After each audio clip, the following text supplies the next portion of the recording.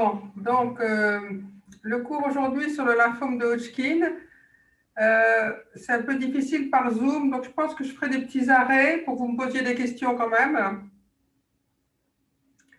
En gros, il y a trois parties. Une petite introduction sur la maladie, le traitement des stades localisés, le traitement des stades avancés et le traitement des rechutes. Donc, je pense qu'après les stades localisés, après les stades avancés, on fera une petite pause pour poser des questions, si vous voulez bien. Donc, vous m'entendez tous bien? Oui. Bon. Donc, pour revenir, donc, le lymphome de Hodgkin reste une maladie rare. Ça représente à peu près 5 à 7% des cancers, 15 à 20% des lymphomes. Mais c'est quand même une maladie hautement curable avec assez peu de décès si on évalue par la mortalité par cancer. On connaît très peu de choses sur l'origine de la maladie. Il y a quelques hypothèses, quelques choses qui sont hypothétiques, mais la plupart des patients, on n'a absolument pas d'idée de la cause. On sait qu'il y a un rôle du virus d'Epstein-Barr qui est retrouvé sous forme de protéines ou d'expression d'ARN par Lebert dans environ 30 à 40% des patients, plus particulièrement dans les formes du sujet petit enfant ou du sujet âgé ou du sujet immunosupprimé, en particulier chez le sujet VIH. Mais de toute façon, ce n'est pas un agent causal, c'est probablement un cofacteur, parce que si on regarde des populations d'adultes avec des Hodgkin, ils ont presque tous été exposés à l'EBV. Il y a très clairement des formes familiales, et donc selon les études, le risque est multiplié par 3 à 9 s'il y a un autre cas familial, et c'est quand même des choses qu'on retrouve assez fréquemment, des cas familiaux, mais sans qu'il y ait une prévalence particulière, c'est un peu sporadique, voilà. Il y a un rôle des maladies auto-immunes, en particulier la polyarthrite rhumatoïde, le lupus, et il y a comme tout lymphome une association assez fréquente avec la sarcoïdose. Et puis il y a le rôle des immunosuppressions, comme dans les lymphomes non-hodgkiniens agressifs, les transplantés d'organes, les traitements immunosuppresseurs, et bien sûr les patients VIH positifs. Les caractéristiques cliniques sont très constantes depuis le début de cette maladie, c'est-à-dire il y a plus de 100 ans. C'est des sujets jeunes avec un âge médian de 33 ans. C'est très rare chez le petit enfant. C'est possible chez le sujet âgé, mais ça reste le lymphome moins fréquent que d'autres.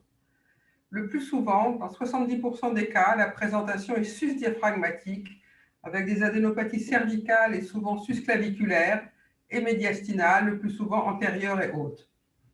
Il y a des atteintes viscérales, mais c'est un peu toujours les mêmes. Il n'y a pas tous les viscères qui sont potentiellement atteints comme dans les lymphomes non-hodgkiniens. Le plus souvent, le poumon, le foie, l'os et la moelle osseuse. Les autres atteintes sont exceptionnelles. Il faut savoir que dans le lymphome de Hodgkin, l'atteinte splénique est considérée comme une atteinte ganglionnaire.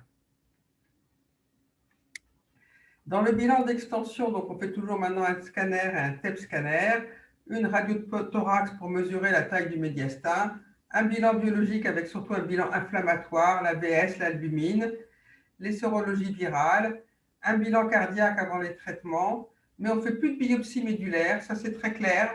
Depuis l'usage de la TEP scanner, plusieurs études, et en particulier le Cheson 2014, ont montré que la biopsie médulaire n'était pas utile dans le bilan d'extension d'un lymphome de Hodgkin. Le diagnostic, il est histologique. Il se fait donc après biopsie avec la présence d'une cellule de Ried-Sternberg, qui sont des grandes cellules très anormales, très atypiques et relativement pathognomoniques, mais pas suffisantes. Il y a d'autres lymphomes qui ont des cellules pseudo-sternbergoïdes. Il est important de savoir que cette cellule elle est assez rare au sein d'un gros composant inflammatoire, beaucoup de cellules autour. La cellule tumorale est peu représentée dans le lymphome de Hodgkin. Ce qui est caractéristique, ce sont l'expression du CD30, qui est constant. Il n'y a pas de Hodgkin CD30-. Le CD15 est fréquent, mais c'est que 85% des cas. Si on regarde les types histologiques, on retrouve essentiellement, on distingue déjà les lymphomes de Hodgkin classiques, qui est celui dont on va parler, avec un autre lymphome dont on ne parlera pas aujourd'hui, qui est le lymphome de Hodgkin nodulaire, à prédominance lymphocytaire ou paragranulome de Popema, qui en fait est un lymphome B, très indolent, beaucoup plus proche d'un lymphome folliculaire, qui, à tort, avaient été classés avec des lymphomes de Hodgkin parce que la présentation clinique était souvent des sujets jeunes avec des adénopathies périphériques et que histologiquement, il y avait des grandes cellules dites popcorn, pseudo-Sternberg. Mais en fait, ce n'est pas du tout la même origine que le lymphome de Hodgkin, c'est vraiment un lymphome B indolent. Dans le lymphome de Hodgkin classique, on distingue deux formes essentiellement. Le type scléronodulaire, qui est 70% des cas, qui est le plus souvent la forme du sujet jeune sus-diaphragmatique. Le type à cellularité mixte ou le type 3, qui est le plus souvent lié à l'EBV, qui se retrouve particulièrement chez le petit enfant ou chez l'adulte plus âgé. Les autres formes sont exceptionnelles. Donc pour terminer sur le plan biologique, on sait maintenant que le lymphome de Hodgkin, c'est en fait un lymphome B de type GC, mais qui a perdu ses marqueurs B au niveau de la cellule tumorale. Donc il est un peu particulier par cette perte d'expression des marqueurs B. Avant de décider le traitement, il faut réfléchir à deux choses. Limiter les toxicités des traitements tout en maintenant la guérison. Donc à la fois, il faut désescalader dans les formes de bons pronostics. Et par contre, il y a quelques formes graves qui ne sont pas très fréquentes, mais il y a encore quelques patients qui peuvent mourir de leur lymphome de Hodgkin. Et cela, il faut pouvoir les traiter plus intensément.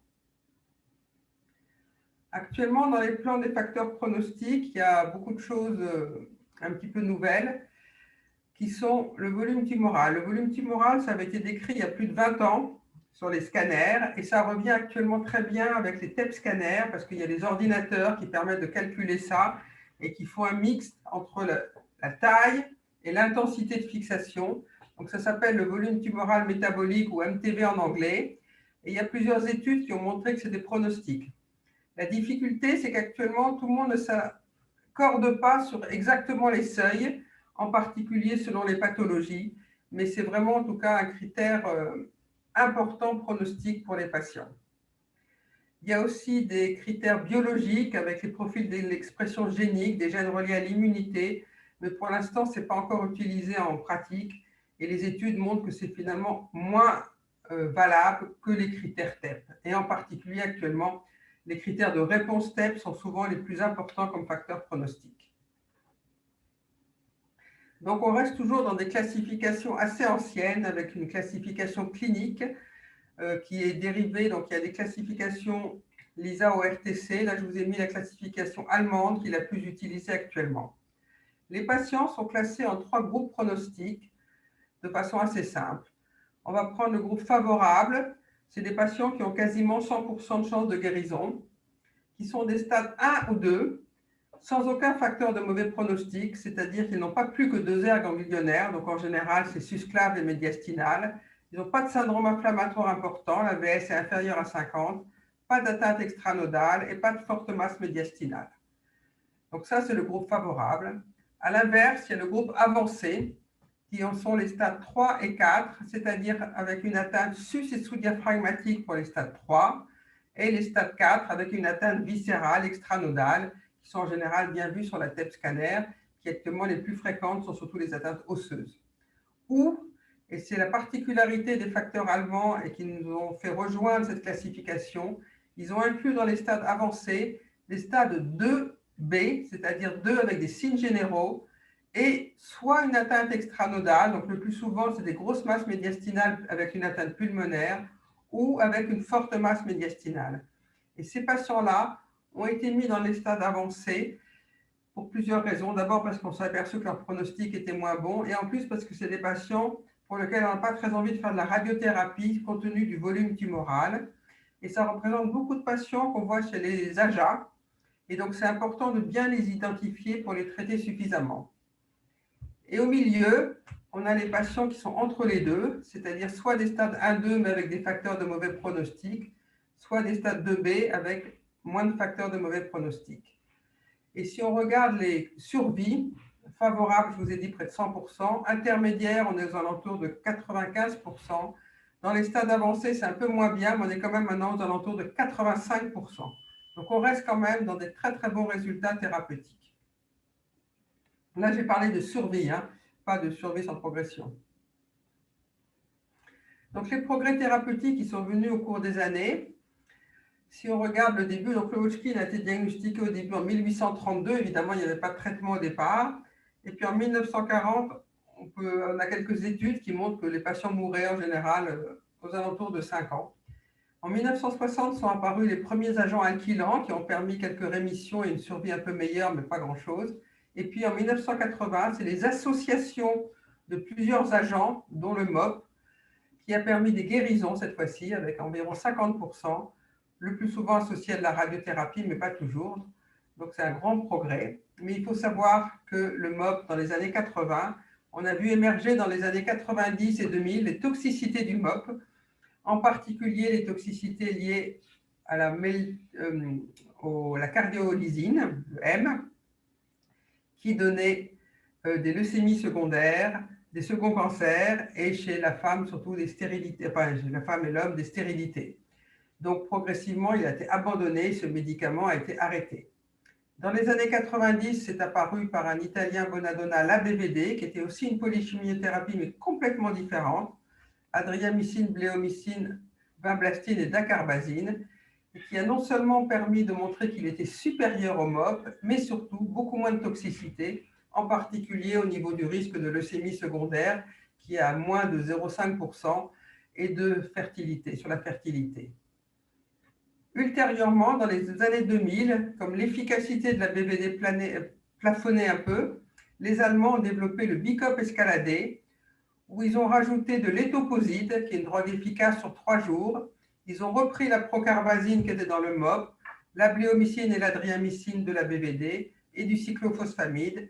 Et là, ils ont montré que la survie était améliorée, on reviendra un peu sur ça, de 85 à 90% dans des formes avancées. Donc, ça a été un bénéfice, avec là aussi un peu plus de toxicité. Si on regarde, le risque de leucémie aiguë est quand même aux alentours de 1,5%, donc supérieur à la BVD. Et puis récemment, on a eu 2 AMM spécifiques dans le lymphome de Hodgkin, sur lequel on reviendra. Le brentuximab, qui est un anti-CD30 couplé à la monométhyloristatine, et en 2018, des anti-PD1, le pamrolizumab et le nivolumab. Néanmoins, malgré tout ça, actuellement, la chimiothérapie de référence reste depuis les années 90 la BVD, qui a été montrée donc supérieure au régime sans doxorubicine et équivalente avec au régime alternatif qui était fait dans les années 90, MOP, ABV. Et en particulier, il y a moins de tumeurs secondaires, moins de leucémie quand on fait la BVD par rapport à toutes celles qui utilisent du MOP. Donc maintenant que cet historique est fait, on va parler donc du traitement des stades 1-2, qui sont le plus souvent donc sus-diaphragmatiques. Actuellement, on fait le plus souvent des associations radiochimiothérapie, mais en tout cas, si on fait de la radiothérapie, il faut vraiment faire une radiothérapie très limitée, qui est très spécifique du lymphome de Hodgkin, qui n'a rien à voir avec ce qu'on fait dans d'autres cancers, qui est une radiothérapie des sites atteints, qui ne dépasse pas 30 Gray et qui même parfois descend à 20 Gray. Si on regarde actuellement les standards au niveau du LISA, dans les stades 1-2 intermédiaires, on fait 4 cures d'ABVD et 30 Gray, et des doses de 20 Gray peuvent être utilisées en pédiatrie et aussi dans les groupes favorables. Ça a été validé par des protocoles allemands. Pour vous expliquer la radiothérapie, il y a ce schéma qui m'a gentiment été prêté par Christophe Hennequin. Vous voyez dans les années 60 ce qu'on faisait, le champ qu'on appelait en mantelé, qui irradiait à la fois toutes les glandes salivaires, les aires axillaires, le médiastin, le cœur, et qui est celui qui a fait observer des années après de nombreuses toxicités au niveau de la thyroïde, des risques de cancer du sein, de cancer du poumon, l'hypocyalie et des risques cardiaques. Petit à petit, on est venu dans ce qu'on appelle l'Involved Field. Actuellement, nous, à l'hôpital Saint-Louis, on fait le Modified Involved Field. Et plus récemment, l'équipe de Jirensky à l'IGR a développé l'Involved Node Field, qui est intéressante, mais qui ne peut se faire que si le champ d'irradiation est prévu sur la TEP scanner de départ, ce qui n'est pas toujours facile sur le plan pratique. Depuis 2005, il n'est plus question de traiter un lymphome de Hodgkin sans faire un TEP scanner précoce à 2 cures. Ceci a été publié en 2005 par l'équipe de Galamini, réactualisé en 2014. Là, vous avez donc que des stades avancés avec les critères allemands, donc 2B, 3 et 4, et qui montrent que le TEP scanner à 2 cures est tout à fait discriminant sur la survie sans progression et gomme tous les facteurs pronostiques qui avaient été publiés avant, en particulier le score de Hasenclever, dont ainsi volontairement je ne vous ai pas parlé. Après, petit à petit, on a su mieux utiliser le TEP scanner, et en particulier le TEP scanner précoce pour l'évaluation, et le score de Deauville, qui a été publié en 2009, permet de nous aider à mieux utiliser ce TEP scanner. Donc très simple, score 1 ou 2, il n'y a pas de fixation, au moins que le médiastin, le patient est en rémission complète. Le score 5, c'est facile, ça fixe à 200% du foie où il y a des nouveaux cycles, le malade est en progression ou en échec. Il y a 2 scores qui sont un petit peu plus compliqués à interpréter, qui nécessitent une expertise, une relecture. Le score 3, où la fixation résiduelle est supérieure au médiastin mais inférieure au foie. Pendant longtemps, on a considéré que ces patients n'étaient peut-être pas en réponse complète. Maintenant, je vous montrerai, la plupart des études considèrent que le score 3, c'est une rémission complète, surtout si on parle d'un TEP scanner intermédiaire assez précoce. Et le score 4 correspond en fait à des rémissions partielles, et parfois, il y a quand même des bonnes réponses, on reviendra un peu sur ça. Donc, dès qu'on interprète une étude, TEP guidée, il faut bien regarder dans le papier qu'est-ce qu'on a pris comme score, quels critères, c'est très important pour la reproductibilité. Alors, pour revenir un petit peu sur les principales études qui nous ont fait réfléchir dans les stades 1-2, je vais revenir sur l'étude du H10, qui est une étude qui randomisait des patients selon 2 groupes favorables et défavorables. Tous les patients étaient traités par ABVD, et c'est une des premières études qui a utilisé la TEP2 à visée thérapeutique, c'est-à-dire que les patients étaient en 2 groupes. Un groupe expérimental où si la TEP2 était négative, il recevait que de la chimiothérapie, 4 ABVD dans le groupe favorable et 6 ABVD dans le groupe défavorable. Et l'autre groupe, c'était un traitement standard avec 3 ABVD radiothérapie, 4 ABVD radiothérapie selon le critère favorable ou défavorable. Cette étude a été arrêtée après avoir inclus quand même plus de 1000 patients parce que la non-infériorité qui avait été le critère statistique du protocole ne semblait pas atteinte, en particulier dans le groupe favorable, où, comme vous le voyez, il y a un tout petit peu plus de rechute dans le bras sans radiothérapie, avec un différentiel qui est de 5%, qui a été retrouvé après dans d'autres études. Il y a toujours une petite différence quand on ne fait pas de radiothérapie dans le bras favorable. C'est un peu difficile à expliquer. Il n'y a aucune différence en survie. Et globalement, on peut quand même dire que 95% des patients sont traités sans radiothérapie. Dans le bras défavorable, la petite différence qui avait été vue au départ n'a pas été vue avec l'actualisation de 2017, que je vous ai mis en bas, là, à 5 ans. Il n'y a plus de différence entre les 2 bras. Donc, en tout cas, dans ce bras-là, quand on fait 6 ABVD, on a un équivalent sans radiothérapie. Et c'est quand même une notion importante pour les patients pour lesquels on a peur que la radiothérapie puisse être toxique. Plus récemment, sont sortis les résultats du groupe allemand dans des stades 1-2 intermédiaires qu'on appelle le protocole HD17. Il y avait un bras standard où ils faisaient 2 bicopes escaladés, puis 2 ABVD et une radiothérapie. Ils avaient montré dans le protocole HD14 que ce bras-là était supérieur à 4 ABVD radiothérapie. Et un bras expérimental où ils faisaient 2 bicopes escaladés, 2 ABVD et la radiothérapie que si le TEP 4 était positif. Et là, ils prenaient des scores de Deauville 3 à 5. Malheureusement, les Allemands ont un peu toujours pris ces scores-là. Un essai qui a comporté 1000 patients. Et on s'aperçoit qu'on a à peu près 318 patients et 333 qui sont TEP négatifs. Donc là, 333 patients qui n'ont pas eu de radiothérapie et que la PFS est identique. Donc cet essai valide un peu plus longtemps après le HD17. On peut ne pas irradier des patients de stade 1-2 intermédiaire sous réserve qu'ils aient bien répondu à la chimiothérapie. Donc clairement, on peut abandonner la radiothérapie dans les stades 1-2, ce n'est pas obligatoire pour tout le monde. On peut traiter que par 4 ou 6 ABVD dans les formes précoces ou intermédiaires, même s'il y a parfois un peu plus de rechute. On peut, pour les formes qui sont plus graves avec des fortes masses, faire comme les Allemands. Il faut penser que l'abandon de la radiothérapie est surtout bénéfique pour qui? Pour les jeunes femmes, parce qu'on sait qu'une femme irradiée à un âge jeune sur la zone axillaire ou mammaire interne a un risque de cancer du sein presque autant que les femmes qui ont l'anomalie génétique BCR-A2. Donc, c'est vraiment important d'éviter la radiothérapie chez ces jeunes femmes. Il faut le faire aussi pour les patients qui ont des adénopathies sous-carénaires pour limiter la dose cardiaque. Dans les formes sous-diaphragmatiques, parce que bien entendu, si on fait une radiothérapie inguinale, il y a une stérilité définitive. Donc nous, notre recommandation, c'est de faire de la radiothérapie quand on a vu avec le radiothérapeute que c'est une zone sans risque, mais sinon, il ne faut pas hésiter à ne pas la faire. Et en tout cas, on sera sûrement gagnant sur la toxicité à long terme. Alors maintenant que j'ai parlé de ça, je voulais savoir si vous avez des questions sur les stades localisés.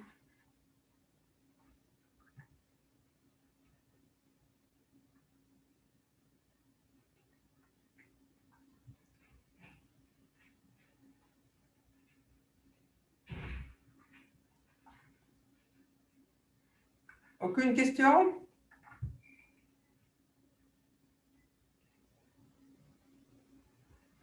Non, pas de question, merci. Pas de question. Je continue. Si on va sur les stades disséminés, donc là, les premières guérisons, je vous avais dit, ont été prises dans les années 60, puis la toxicité est apparue. Et donc, dans les années 2000, le BICOP escaladé a montré, avec une actualisation sur une survie à 10 ans, qu'il était supérieur en survie, c'est-à-dire même avec la toxicité, par rapport à la chimiothérapie de référence actuellement des Allemands, qui était le COP-ABVD. Donc ça a été beaucoup discuté, et finalement, n'a pas convaincu tout le monde, et en particulier toutes les équipes nord-américaines, anglo-saxonnes, font très peu de BICOP escaladé, on reviendra un peu dessus. Après, c'est clair, mais ça n'a pas été si clair pour tout le monde rapidement, qu'il n'y a pas de place de radiothérapie dans les stades avancés. Ça peut paraître assez évident en France, mais je peux vous dire qu'il y a encore moins de 10 ans, ça se faisait encore beaucoup dans certains pays, en particulier aux États-Unis. Il y a eu plusieurs analyses à la fois rétrospectives et puis 2 essais prospectifs assez anciens européens qui ont montré que les patients qui étaient en rémission complète après 4 cures de chimiothérapie dans un stade avancé n'avaient pas de bénéfice à la radiothérapie, qu'elle était faite en adjuvant ou comparée à 2 cycles de chimiothérapie, mais c'était des radiothérapies en plus étendues. Après, il y a eu une étude pour comparer, on va dire upfront, la BVD et le BICOP. Cette étude a été en fait négative parce qu'ils avaient pris comme endpoint l'EFS et ils prenaient en compte les changements de traitement. Et donc ce genre d'étude, c'est affreux parce que ça ne donne rien comme résultat. Si on extrapole et qu'on regarde quand même la PFS, vous voyez sur cette diapositive, donc c'est une étude qui a quand même inclus plus de 500 patients, il y a un bénéfice clair et toutes les études sont montrées, il y a un bénéfice d'environ 10% en PFS quand on compare le BICOP et la BVD. Et il y a actuellement une méta-analyse qui vient d'être publiée sur 4 études qui comparent BICOP et ABVD, qui montre que quand on met les 4 études ensemble, donc avec plus de 1000 patients, il y a un bénéfice en survie au BICOP versus la BVD, un bénéfice qui est de moins de 10%, mais un bénéfice en survie pour les stades avancés. Donc, ce qu'on recommande actuellement, c'est 6 cures de BICOP escaladé si on fait du BICOP escaladé, parce qu'on recommandait, je veux dire, jusqu'à quelques années, ou 6 ABVD si le TEP était négatif. En particulier, il y a un certain nombre de gens qui ont escaladé après la BVD. On va revenir un peu sur ça. Il y a eu après donc, des études qu'on a dit TEP guidées. Il y a 4 grandes études qui ont été faites. 2 qui ont commencé par le BICOP escaladé, l'étude du LISA et l'étude des Allemands HD18, et 2 qui ont commencé par l'ABVD, l'étude des Anglais Rattle et l'étude des Italiens, le reste de l'Europe. Dans le BICOP escaladé, l'idée c'était après de désescalader. On reviendra sur la HL, on désescalade avec la BVD. Les Allemands, ils désescaladent le nombre de cures. Et dans les études qui commençaient par la BVD, on augmentait uniquement les patients TEP positifs.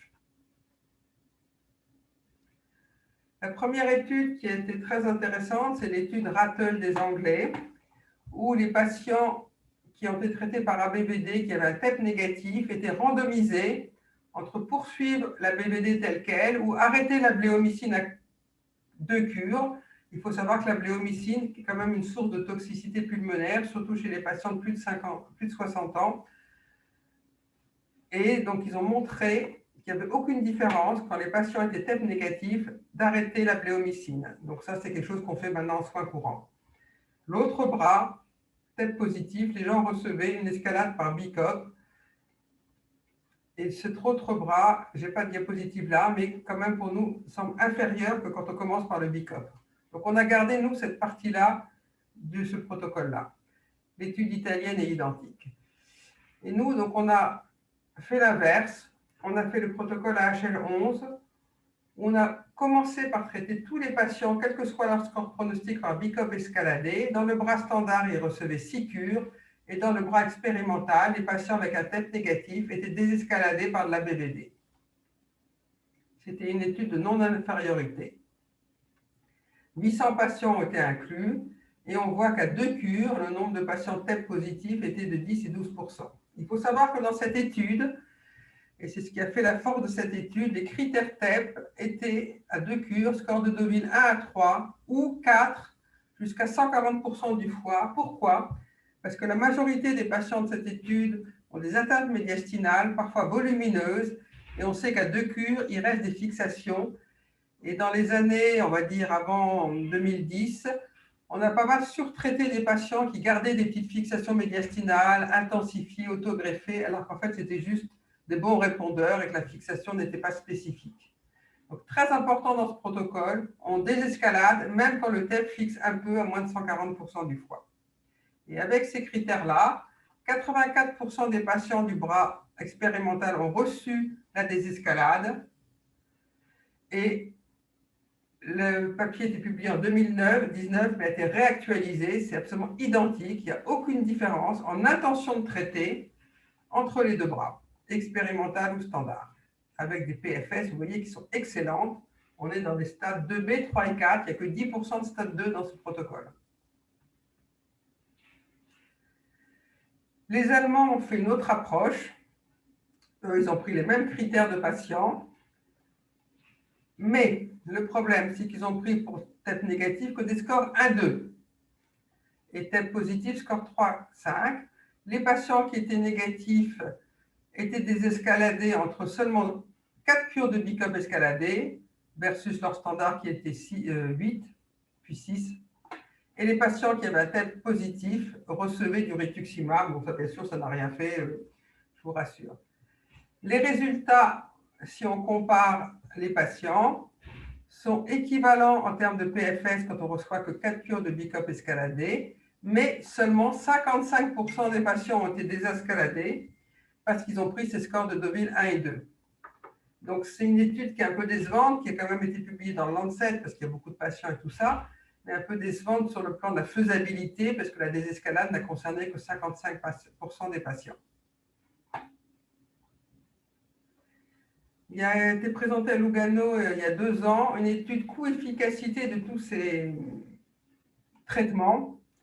Et pour revenir rapidement, en tout cas, le meilleur traitement coût-efficacité, on était content, c'est le protocole français AHL11 en termes d'efficacité et de coût, parce qu'on n'utilise pas de drogue coûteuse.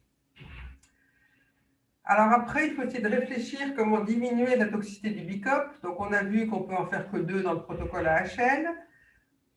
Très clairement, nous, depuis plus de 10 ans, on a diminué les corticoïdes, on fait que 7 jours au lieu de 14 jours, et ça évite des toxicités infectieuses ou autres. Le HD18 a montré qu'on pouvait en faire que 4 cycles, mais il faut qu'il y ait un score de Deauville inférieur à 3. Et puis, travailler sur le médicament le plus toxique, un des plus toxiques du BICOP, c'est la procarbazine, qui a été montré dans des protocoles pédiatriques augmenter les risques de second cancer. Et on peut peut-être la substituer par la dacarbazine.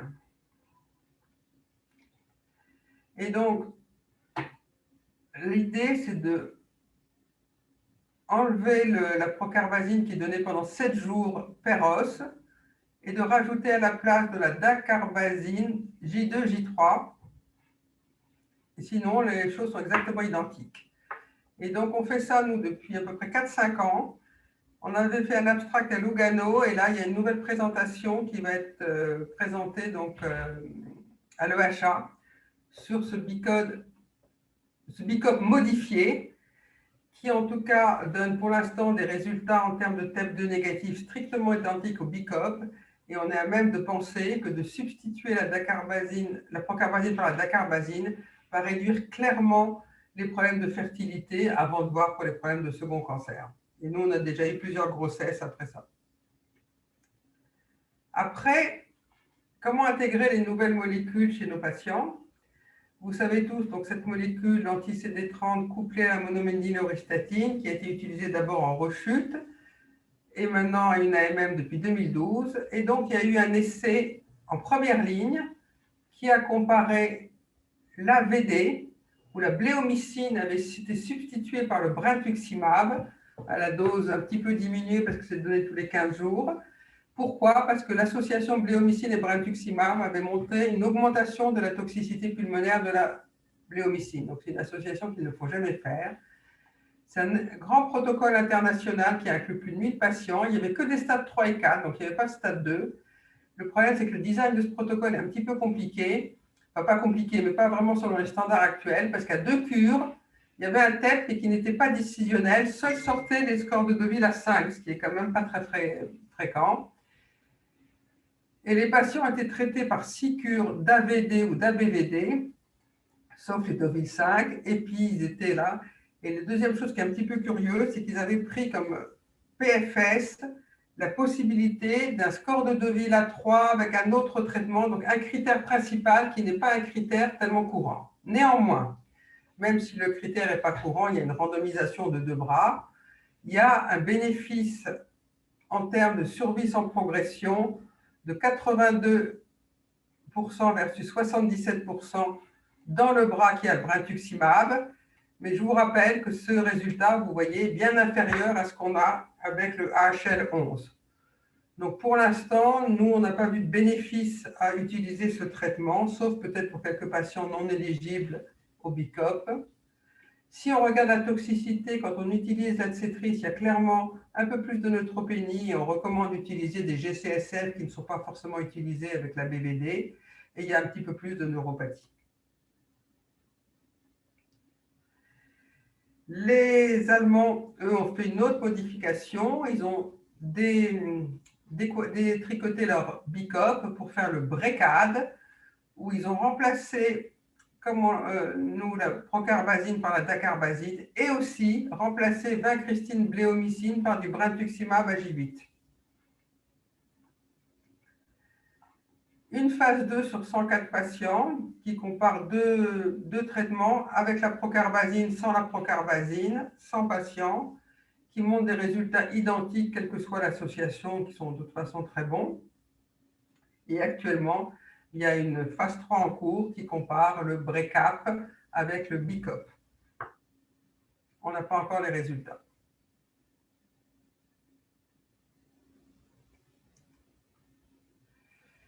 Pour terminer, est-ce qu'on peut améliorer dans les premières lignes? On pourra sûrement incorporer d'autres molécules plus précoces, mais pour l'instant, il n'y a pas de choses qui sont données. Il y a juste une étude qui a été faite qui montre une phase 2 AVD nivolumab. Les résultats en phase 2 ne sont pas supérieurs à la BVD pour l'instant. Il n'y a pas d'étude randomisée. Des questions?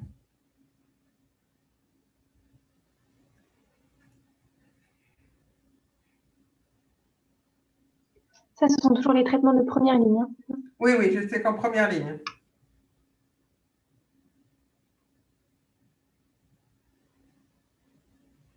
Pas de questions? De toute façon, je pense que vous aurez le diaporama. Vous pouvez après m'envoyer des emails si vous voulez. Hein. Non, pas de questions. Merci.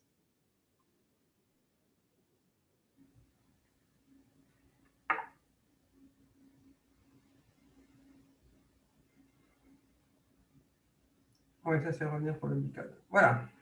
Donc, on va parler des rechutes. Hein. Donc, c'est une maladie qui guérit bien. Il y a quand même des rechutes. On garde des rechutes. Mais c'est des rechutes qui peuvent guérir, hein, contrairement à d'autres pathologies. Hein. Donc, en gros, Ça, c'est après ABVD, il y a 10-15% de rechute dans les stades localisés, 20-30% dans les stades disséminés. On est moins quand on utilise le BICOP en première ligne. Hein. Donc, très clairement, quand même, on diminue d'à peu près 10% si on prend le BICOP en première ligne. Mais les rechutes peuvent être guéries et le plus souvent, c'est avec une intensification et une autogreffe. Ça a été prouvé dans des études randomisées. Je ne vais pas revenir sur ça. Je vais essayer de revenir sur des choses un peu plus récentes. Ah, si, ça, rapidement, voilà, l'étude randomisée qui montre une différence en survie sans progression. Vous voyez, c'est très vieux tout ça. Voilà la PFS. En sachant que même cette étude actualisée, il n'y avait pas de différence en survie. Actuellement, dans les rechutes, c'est surtout quelle est la place des nouvelles drogues. Le brentuximab, donc, qui a été eu son AMM en 2012, a été beaucoup testé en monothérapie, des études prospectives, des études rétrospectives, montrent à peu près toute la même chose. Un taux de rémission complète entre 20 et 30%, un taux de réponse objective entre 50 et 70%, mais des durées de réponse en monothérapie assez faibles, essentiellement parce que c'est aussi fait chez des patients très avancés. Et donc, depuis quelques années, il y a eu beaucoup de protocoles d'association du brentuximab avec les chimiothérapies de deuxième ligne les plus classiques. Il y a eu un protocole américain qui a fait du brentuximab puis de l'ICE. Donc, en première rechute, le brentuximab en monothérapie, vous voyez, donne 27% de rémission complète. Donc, finalement, pas plus en première rechute qu'en rechute avancée. Et donc, 27% de patients qui peuvent aller directement à l'autogreffe, 67% quand on rajoute l'ICE après, et avec cette association, ils ont une PFS à 2 ans de 80%. Il y a une association avec de l'ESAP qui peut utiliser, donc ça c'est les Espagnols, étoposide, aracitine, cisplatine, avec un taux de réponse complète de 70%, un pourcentage d'autogreffe correct. Il y a une étude européenne du nord de l'Europe, BV-DHAP, qu'on appelle BRAVE, qui vient d'être publiée, là je crois très récemment, avec un taux de réponse important, un pourcentage d'autogreffe important. Et nous, on a fait l'étude BV-ICE, je ne vous ai pas actualisé, actuellement on a 43 patients, on a un petit peu baissé en réponse complète, mais à peu près pareil pour la PFS. Donc en gros, ça donne à peu près la même chose. On a l'impression que de rajouter une chimio au BV entraîne des taux de réponse de 60-70%, donc un peu mieux que les chimios seuls qui étaient plutôt dans les 50-60%. Il n'y a aucune étude randomisée, je pense qu'il n'y en aura pas malheureusement. Un peu à part, le protocole BV-Niveau, on reviendra un peu dessus. Une autre association qui est intéressante, c'est l'association bendamustine-brentuximab. Alors, c'est une association un petit peu à part, parce que la bendamustine est quand même un agent alkylant avec un taux non négligeable de leucémie secondaire, donc plutôt à privilégier quand même chez des patients avancés ou des patients plus âgés. Voilà. C'est une des raisons pour lesquelles nous, on ne veut pas l'inclure en première rechute à cause de ce risque. Il y a eu plusieurs études chez des patients donc pré-traités qui montrent des taux de réponse intéressants. Alors, c'est un peu variable, c'est des phases 2, tout ça n'est pas toujours très, très clair. Ce qui est clair, c'est que ça peut être toxique chez les sujets âgés, en particulier quand on fait 2 jours de bendamustine, ce qui est proposé là, où pourtant il y a des bons taux de réponse. Et nous, on propose, je mets notre expérience, de faire qu'un seul jour, la benda à 120, comme c'est utilisé dans certains cas, un seul jour, le Brentux à la dose normale. C'est peu toxique, ça va bien chez les sujets âgés. Et sur une étude qu'on a fait là, on a fait une thèse, mais qui n'est pas encore publiée, on a un taux de réponse de 80%. Alors ça, on a vu un peu les chimios qu'on fait avant. On va faire un peu le point sur les greffes. Très clairement, comme en première ligne, avant une autogreffe, il faut faire un PET. Et l'étude de ces Marseillais avait bien clairement montré que si le PET était négatif avant l'autogreffe, la survie sans progression et la survie globale étaient très différentes. Donc il faut greffer des patients en rémission complète. Et pour ceci, il est important de faire plusieurs lignes de thérapeutique éventuellement. Donc pour améliorer les résultats de l'autogreffe, depuis 2 ans, on a eu différentes voies. Augmenter les patients TEP négatifs avant l'autogreffe en incorporant les nouveaux médicaments, par exemple avec le brentuximab, ou aussi en consolidant les patients après autogreffe. Dernière chose, la place de l'allogreffe, enfin on va revenir un peu sur les... Je ne sais pas pourquoi j'ai mis ça là. Non. Après, comment intégrer l'allogreffe dans nos protocoles de rechute? Là, je vous ai mis la publication récente Ça a été publié il y a un an, je crois à peu près, qui avait été faite par le BMT sur les donneurs alternatifs dans le lymphome de Hodgkin. Beaucoup de patients montrant clairement que le cordon faisait moins bien, donc je crois qu'il n'y a plus de place de greffe de sang de cordon, et montrant ce qui était pressenti depuis longtemps, que la greffe Aplo était assez prometteuse dans le lymphome de Hodgkin, au moins en termes de survie. Vous savez tous, peut-être pour être passé dans les services, il y a quand même une morbidité qui n'est pas négligeable, mais en tout cas, c'est une alternative intéressante quand on décide de faire une allogreffe. Compte tenu de tout ça, en 2009, on avait fait des publications sur les autogreffes doubles. Il n'y avait pas encore vraiment les nouvelles molécules, et donc on a eu un protocole chez les patients les plus graves. Et je vous présente ce protocole parce qu'en fait, ça a plutôt été un échec, mais je crois que c'est important de voir aussi les échecs. On avait pris 120 patients qui étaient les plus graves, c'est-à-dire des réfractaires primaires ou des refus précoces. Ils étaient tous traités avec une autogreffe si on pouvait, et ils avaient une deuxième greffe qui était soit allogénique, soit une autogreffe. Déjà, on voit que sur 120 patients, il y en a 7 qui n'ont jamais été autogreffés. Donc, dès qu'on fait des études prospectives, on a toujours un déchet qu'on ne voit pas sur les études de registre. Puis après, on voit qu'il y a 113 patients qui ont eu une autogreffe. Il y en a beaucoup moins qui ont eu la deuxième greffe et qui a été le plus souvent allogénique, parce qu'évidemment, dès qu'il y avait un donneur, on le faisait. Et pourquoi il y en a beaucoup moins? D'abord, il y a 18 patients qui ont progressé entre la première et la deuxième greffe. Donc, quand les malades sont vraiment mauvais, ils sont mauvais. Il y a eu des échecs de collection, il y a eu des refus, il y a eu aussi des patients, des investigateurs qui, comme le patient était en rémission, ne voulaient pas. Donc, on n'a que 70% qui ont reçu la double greffe. Si on compare les patients auto-allo, ils sont à peu près identiques, hein, un petit peu plus d'hommes, mais ça, on sait que les hommes rechutent un peu plus. Ils sont un petit peu, ils ont le même âge, ils sont jeunes dans le bras. C'est des patients avec des rechutes précoces, beaucoup de patients réfractaires. Et on avait regardé le TEP à 2 cures après la première ligne de traitement et on demandait aux médecins de faire une autre ligne avant d'aller à la greffe. On voit que quand même à 2 cures, la plupart de ces patients qui sont des patients sélectionnés, réfractaires et graves, la plupart des patients ont un TEP positif, donc ont reçu plusieurs lignes avant la greffe. Et une fois que les patients sont greffés en rémission complète, un premier message important, il n'y a pas de différence si les patients ont reçu une ligne de rattrapage ou plusieurs lignes de rattrapage. Donc, ça confirme bien que l'important pour le bénéfice d'une autogreffe, c'est d'amener le patient à la meilleure rémission possible et pas le nombre de lignes qu'on a fait avant. Et dans ces lignes, il y a un certain nombre de patients qui ont bénéficié du brentuximab parce qu'il y a eu la MM en cours de protocole. Deuxième message, mais qui est difficile d'être validé vraiment, il n'y a pas de différence si la consolidation est une autogreffe ou une allogreffe. Entre-temps, le brentuximab est arrivé et vous allez voir qu'on a complètement abandonné l'idée de double autogreffe. La raison est que maintenant, on fait des consolidations post-greffe, et ce, à partir de l'étude ATERA, qui est une étude qui a été débutée à peu près en 2015, internationale, où les patients étaient pris donc en rechute, plus de 18 ans. Ils devaient être de mauvais pronostics, c'est-à-dire soit une rechute à moins d'1 an, soit une atteinte viscérale à la rechute. Et ils recevaient, après l'autogreffe, du brentuximab à la dose classique pendant 1 an ou un placebo.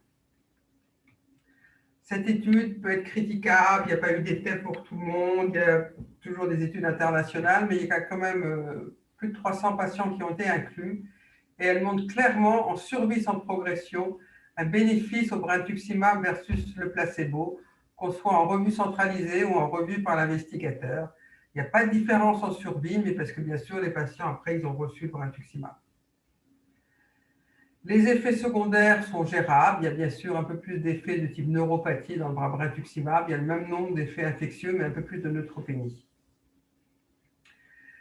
Donc, clairement, actuellement, déjà, on a diminué nos indications de greffe parce que quand on utilise à bon escient le BICOP en première ligne, on a moins de patients réfractaires, moins de patients en refus précoce. Donc, clairement, depuis quelques années, on fait moins d'autogreffes dans le lymphome de Hodgkin. On a diminué et même complètement arrêté les doubles intensifications parce qu'on utilise donc le brentuximab chez les patients qui ont des facteurs de mauvais pronostic. Même s'il n'y a pas d'études randomisées, brentuximab versus deuxième autogreffe, il n'y a pas besoin de se douter que la toxicité est bien moindre d'un traitement qui se fait en ambulatoire versus une deuxième intensification avec les risques sur la fertilité, sur les risques de leucémie secondaire. Après, pour les allogreffes, leur place est un petit peu différente. On reviendra un petit peu quand on parlera des anti-PD1. Des questions sur les greffes?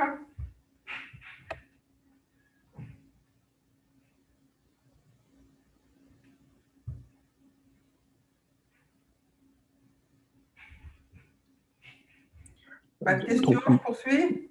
Donc, on greffe tous les rechuteurs précoces, c'est ça? On greffe tous les rechutes qui sont soit précoces, soit disséminées. D'accord. Voilà. Alors ça, c'est une question intéressante. Ce serait bien dans quelques années peut-être de poser cette question de façon randomisée, mais c'est un petit peu difficile. Hein. Par contre, je ne greffe pas les patients des rechutes localisées qui n'ont pas été irradiées. Il faut les irradier. Hein. D'accord. Merci.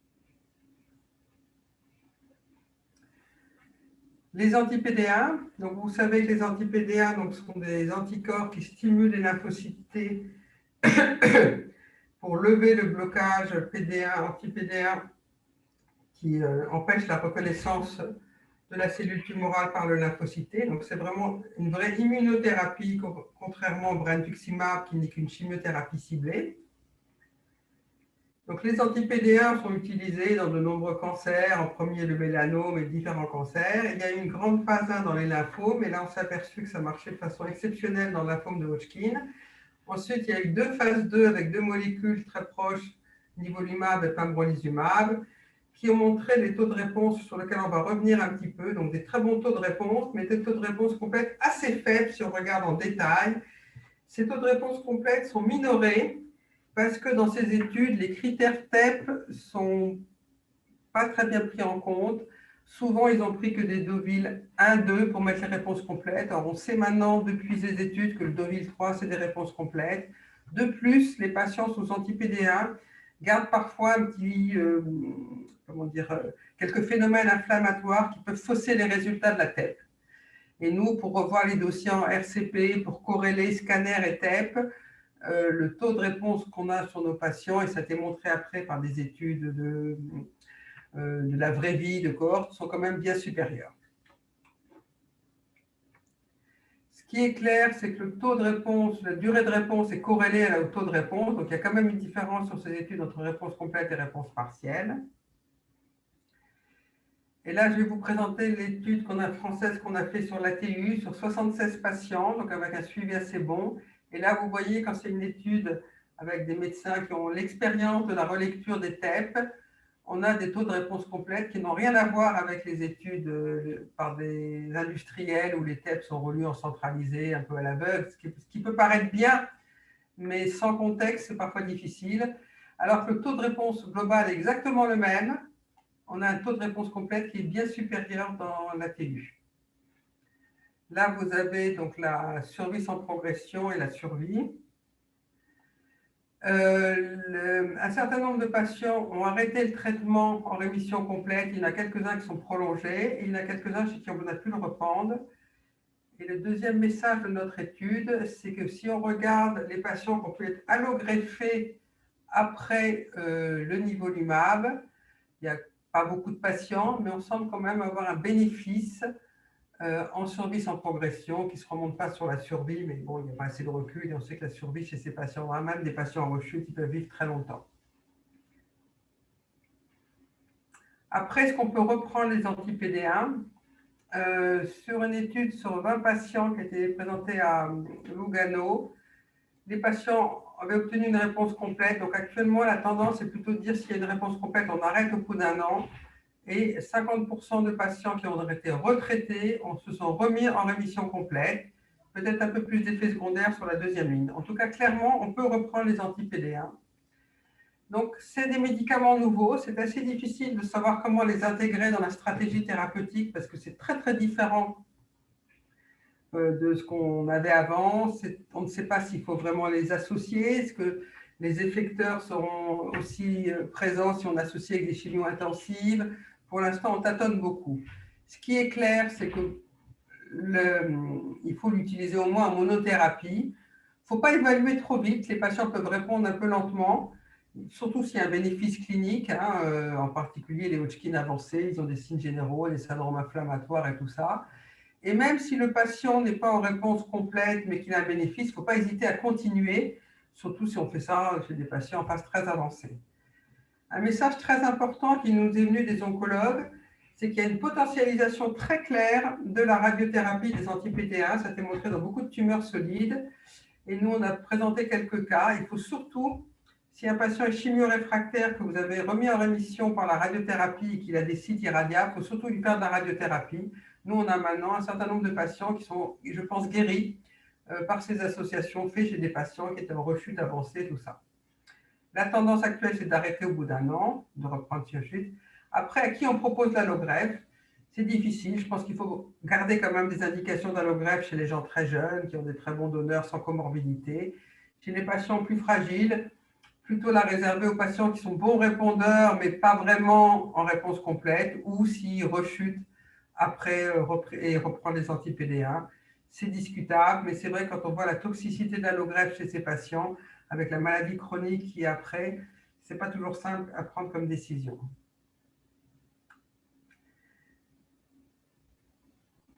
Alors après, les perspectives, donc il y a une étude randomisée qui a été présentée l'année dernière à l'EHA, qui randomise brentuximab versus pembrolizumab dans des rechutes post-autogreffe. Alors cette étude a le mérite d'exister, mais un petit peu difficile parce qu'en fait, il y a une population très hétérogène de patients. Il y a des patients âgés, il y a des patients en rechute tardive, il y a des patients très avancés. Après, comme elle n'incluait pas, ils ont fait un amendement, ils ont accepté des patients qui avaient déjà reçu du brentuximab. Donc, c'est très hétérogène comme patient. Clairement, cette étude montre un bénéfice en termes de survie sans progression au pembrolizumab versus au brentuximab, mais avec un recul très faible. Pour moi, ce n'est pas vraiment les mêmes molécules. Pour moi, le brentuximab, c'est une chimio, donc il faut l'associer, il faut l'utiliser avec une autre molécule. Le pembrolizumab, c'est une immunothérapie. Donc je pense que la comparaison, bon, ça a été fait, mais je pense que ce sont des molécules très différentes. Et je pense quand même que le pembrolizumab marche probablement mieux chez nos patients réfractaires parce qu'on sélectionne des patients particuliers et qu'en première ligne, ce ne sera peut-être pas la même chose. Il y a des nouveaux anticorps couplés à la calicamycine. Malheureusement, les protocoles pour l'instant ne sont pas ouverts. Il y a des nouveaux immunothérapies. Il y a un protocole à l'IGR avec des anti-TIGIT. Et puis, il y a les associations avec nivolumab, pembrolizumab et la chimiothérapie. Il y a une étude qui a été présentée à l'ASH avec du GVD, pembrolizumab, intéressante, mais là aussi, c'est une monothérapie, pas de comparateur. Et puis, il y a l'association qui est quand même très prometteuse de nivolumab et brentuximab, parce que c'est deux molécules qui ont des mécanismes d'action très différents, des toxicités différentes. Ce sont des traitements parfaitement ambulatoires, pas de chute de cheveux, pas de risque sur la fertilité. Donc, vous voyez, c'est quand même toutes les préoccupations qu'on a chez les gens jeunes. Et cette phase 2 qui a été publiée en 2018, c'est des patients en première rechute, 102 patients, 42% de réfractaires primaires, les médicaments donnés toutes les 3 semaines, une évaluation à 4 cycles et un taux de réponse complète de 62%. Donc exactement la même chose que ce qu'on a avec BBDHAP, BBA et tout ça. Donc très intéressant. Malheureusement, pour l'instant, il n'y a pas d'AMM. Les laboratoires ne cherchent pas trop à développer. Et on attend une étude en pédiatrie avec la même association qui a été faite chez des patients jusqu'à 30 ans. Et pour être au DSMB du protocole, on a des très bons résultats avec cette étude. Les toxicités sont connues, un petit peu plus de cytolyse hépatique quand on associe les deux, mais qui sont réversibles. Et puis la neuropathie connue avec le Brintux. Voilà, si vous avez des questions sur les traitements.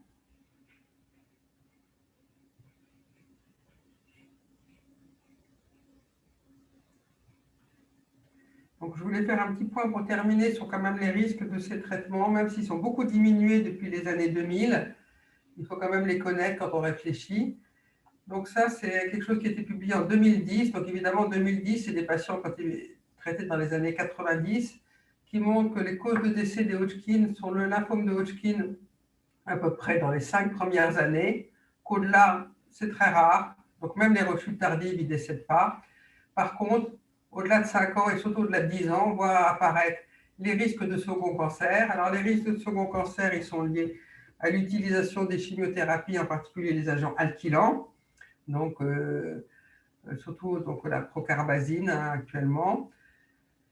Les risques de leucémie secondaire aussi, qui existent, mais il y a aussi probablement le terrain. Et on voit de plus en plus, et c'est de plus en plus publié, que le Hodgkin survient quand même souvent dans des terrains où il y a beaucoup de cancers, des familles de cancers. Donc, il faut aussi éduquer nos patients, leur apprendre à ne pas fumer, éviter les expositions au soleil. Enfin, il y a tout un travail à faire parce que c'est probablement pas que les traitements. Il y a bien sûr les agents alkylants, la radiothérapie, mais il y a aussi le terrain. Après, les risques cardiovasculaires, donc là aussi, sont liés à la fois donc, aux anthracyclines, et c'est quelque chose qui n'est pas négligeable, même des risques coronariens aux anthracyclines, et bien sûr, plus important si on fait anthracycline et radiothérapie, et plus important si le patient a d'autres facteurs de risque cardiovasculaire. Donc les cancers secondaires, vous voyez, les risques ont été étudiés, 11% à 20 ans, 26% à 30 ans. Les facteurs de risque sont là, la génétique familiale. Et donc clairement, les pédiatres avaient montré qu'il y avait plus de risques avec la procarbazine qu'avec la dacarbazine. C'est pour ça qu'on a changé notre BICOB pour faire du BICOD.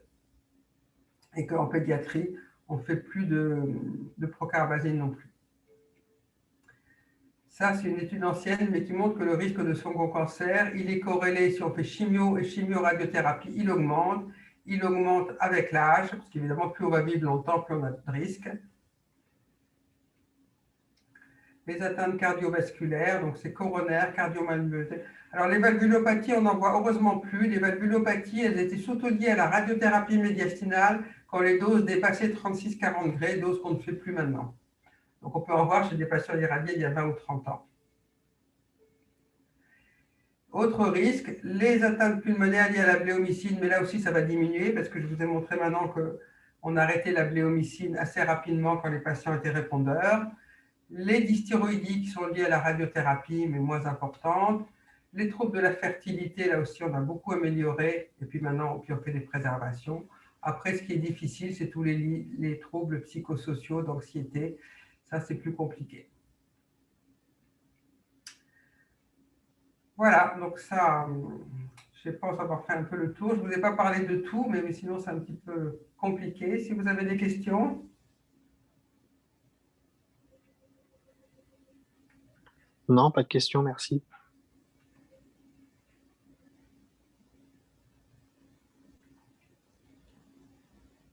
Ok, bah écoutez, au revoir.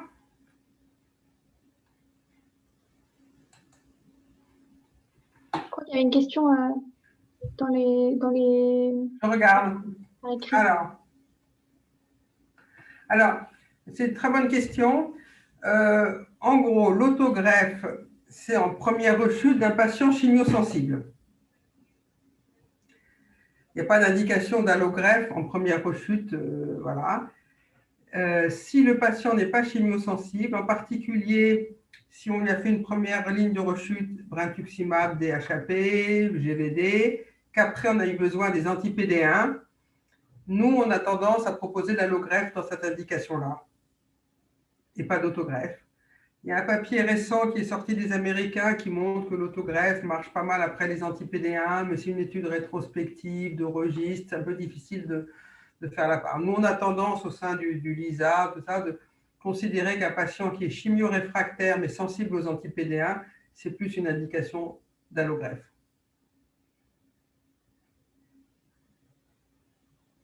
Ça répond à votre question ?